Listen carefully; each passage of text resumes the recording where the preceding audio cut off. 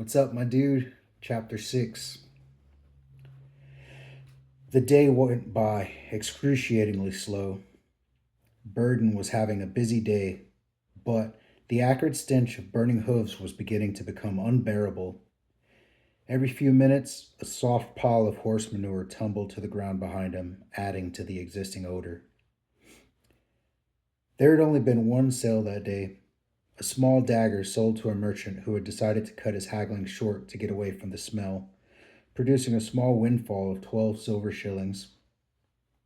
The soldier across the road had not been as vocal as before, but he'd still done very well for himself, selling most of the items that had been spread out on the cloth before him. There were only a few trinkets left, as well as the iron tipped rhino horn and, of course, the book. Fletcher had believed the story's soldier on the whole, yet he suspected the book did not contain any secrets of value. He didn't understand why the man would lie. Whatever it contained, the book would provide fascinating insight into the secret life of the battle mages. That in itself was a valuable prize, one that even now Fletcher would be bartering over if he did not so desperately want that leather jacket. As he stared at the book, the soldier caught his eye and gave him a knowing smile.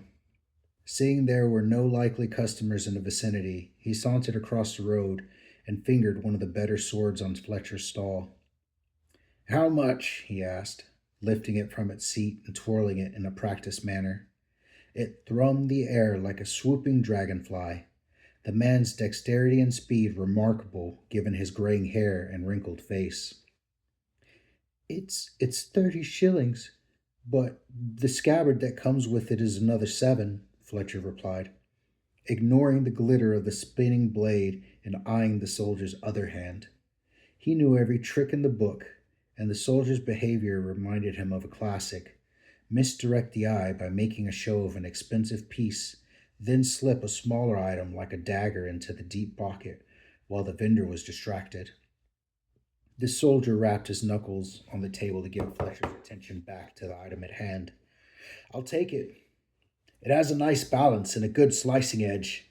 None of this fencing nonsense the officers keep mucking about with. You think stabbing an orc is going to stop it before it tears your head off? You might as well stab a wolf with a toothpick. I learned quick. You chop at an orc's legs and they'll go down just like any man. Not that I'll need a decent sword for the northern front, but old habits die hard." He punctuated his last sentence with a downward stab into the earth, then pulled out his purse and began to count the money out. Fletcher retrieved the scabbard from behind the stall, a simple but sturdy piece made from an oak frame and wrapped in rawhide. They don't haggle where you're from?" asked Fletcher after he'd taken the money. "Of course they do. I just didn't like the way that little bastard was talking about your stall. The enemy of my enemy is my friend. Isn't that how the saying goes? I wish the elves thought that way. With them, it's more like the enemy of my enemy is vulnerable. Let's stab him in the back while they're not looking," grumbled the soldier. Fletcher remained silent, wary of venturing into politics. There were many who were sympathetic to the elves, and a loud discussion on the subject might turn some of the traders away from getting their horses shod. I was enjoying your story before he came along. I hope I don't offend in asking, but is any of it true?" Fletcher looked the man in the eye, daring him to lie. The soldier observed him for a moment, then visibly relaxed and smiled. I may have embellished a little.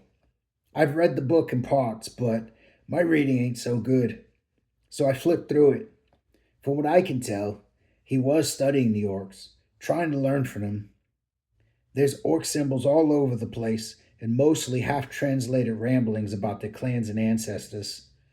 There are also sketches of demons, damn fine ones too. He was a good artist, even if he wasn't the greatest summoner. The soldier shrugged and took a dagger from the stall, using it to pick the dirt beneath his nails. "Shame, though. Thought it would be nice to offload it here. I'll have to sell it for cheap on the elven border. There's some who are mad for battle mages in the ranks, but none of them have any coin. Maybe I'll sell it to several of them, page by page. He seemed to like that idea and nodded to himself as if his problem was solved. What about Didrik? His father is a powerful man, and the Pinkertons are staying at his house. If it's your word against Didrik's, I'm not sure how the cards would fall, Fletcher warned him. Pah! I've faced far worse than a brat born with a bronze spoon in his mouth. Nah, those two coppers have seen me try and sell that book before, and they never said a word. They like soldiers. The Pinkertons, they think we're cut from the same cloth, even if all they do is beat up dwarves who look at 'em funny. Put a Pinkerton in front of an orc, and they'll do what those horses have been piling on the ground behind you for the past few hours, he said, wrinkling his nose. He said they're just going to poop themselves. Well, make sure I'm there when Didrik comes back for the book. I'd love to see his face when you tell him he can bugger off. Fletcher rubbed his hands together with glee. Of course, the soldier winked, then sheathed his sword and strode back to the other side of the road, whistling a marching tune. This was going to be good. Nope. That's the end of chapter 6, my dude. We'll see you for chapter 7. I love you.